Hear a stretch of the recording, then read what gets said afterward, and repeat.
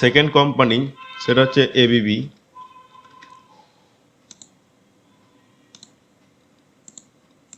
আমি এবিবির monthly chart খুলেছি। তো কোম্পানিটা প্রথম আমরা দেখবো যে কোম্পানিটার ক্যারেক্টারটা কেন দেখবো?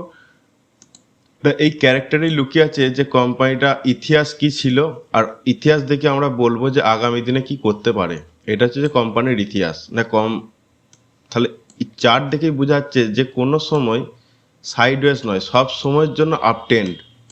তো এই আপট্রেন্ডটা কিন্তু আপনি যদি কোনো কোম্পানি যদি কিনেন আগামী দিনে ইনভেস্টমেন্ট পারপাসেই বলুন বা সুইং ট্রেডিংয়ের জন্য বলুন, যদি আপট্রেন্ড দেখে যদি কিনেন, তাহলে অবশ্যই আপনার যদি কোনো জায়গায় অ্যানালাইসিস যদি ভুলও থাকে, তাহলে কিন্তু অটোমেটিক মানে ইতিহাসে যদি কোম্পানিটা যদি আপট্রেন্ড যদি হয়ে থাকে, এখন একটা ডিমান্ড এসছে, অটোমেটিক সে ওপর দিয়ে যাবে না। কেননা আপট্রেন্ড মানেই কি সে ফান্ডামেন্টালি ভালো কোম্পানি। তো এটা একটা খুব গুরুত্বপূর্ণ জিনিস। সব সময়ের জন্য আপট্রেন্ড কোম্পানি চয়েস করবেন, যেটা অটোমেটিকলি ওপর দিয়ে যাবে।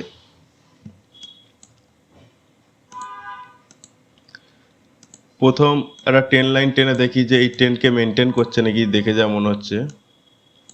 তো হ্যাঁ, মোটামুটি এই ট্রেন্ডকে মেনটেন করছে। 2020 সাল থেকে এই ট্রেন্ড লাইনটা শুরু হয়েছে। এই ট্রেন্ডের ওপর দিয়েই কোম্পানি কন্টিনিউ ছোট ছোট ছোট ছোট কারেকশন, এটা মান্থলি চার্ট যেহেতু ক্যান্ডেলগুলো ছোট ছোট লাগবে আর কারেকশনও ছোট ছোট লাগবে। তো ছোট ছোট কারেকশন, একটা ভালো র্যালি, তারপরে আবার একটা কারেকশন হয়ে এখন এই জায়গাতে দাঁড়িয়ে আছে। এটা আমাদের সাপোর্ট এরিয়া। এই সাপোর্ট এরিয়াটা ঠিক এই লেভেল পর্যন্ত, এই জায়গাটাতে এসে দাঁড়িয়ে আছে। উইকলি চার্ট একটু কনভার্ট করে দেখি। নতুন একটা হাই করলো, নতুন হাই করার পরে পড়ার পরে আবার নতুন হাইয়ের কাছাকাছি গেল, কিন্তু নতুন হাই ব্রেক করতে পারলো না, আবার পড়ে গেল, পড়ার পরে আবার একটুখানি র্যালি পড়লো। তো এই জায়গাতে এসে কি করলো, এই যে এত বড় যেই সেলিং যেই প্রেসার, মানে এইখানেতে কিন্তু নিউট্রালাইজ হয়ে গেছে। তো এই নিউট্রালাইজটা কি হতে পারে, মানে ডিমান্ডের কাছে এসে যখন প্রাইস যখন দাঁড়িয়ে যাবে, তার মানে এটা ভেবে নিতে হবে যে অটোমেটিক কোথাও না কোথাও এরপরে যদি কোনো বাইং সিনারিও যদি ক্রিয়েট করে, তাহলে অটোমেটিক সে ওপর দিয়ে যাবে। তো মান্থলি চার্টে এখানে দেখতে পাচ্ছি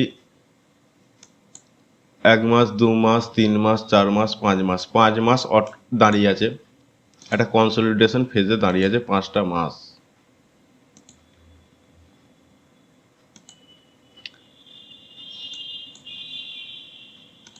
দেখুন এই যে জোনটা, এই জোনটা থেকে যদি কাটে ওপর দিয়ে, তাহলে একটা নতুন ভালো র্যালি পাওয়া যাবে। আর যদি এইখান থেকে যদি কাটে নিচের দিয়ে, তাহলে আবার পরের যে ডিমান্ড আছে এই ডিমান্ডের কাছে এসে দাঁড়িয়ে যাবে। তাহলে এখন আমরা কি করব?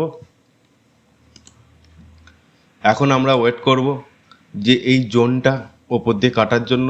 যেদিনই জোনটা কাটবে তখন আপনি একটা এন্ট্রি নিতে পারেন। না টার্গেট কত থাকবে, না যদি জোনটা যদি ওপর দিয়ে যদি কাটে, যদি নিচের দিকে কেটে যায় তো তাহলে তো আমরা এন্ট্রি নেবোই না। যদি ওপর দিয়ে যদি কাটে, তাহলে আমাদের সুইং ট্রেডিংয়ের জন্য ফার্স্ট টার্গেট থাকবে আমাদের এই 17% মতো টার্গেট থাকবে।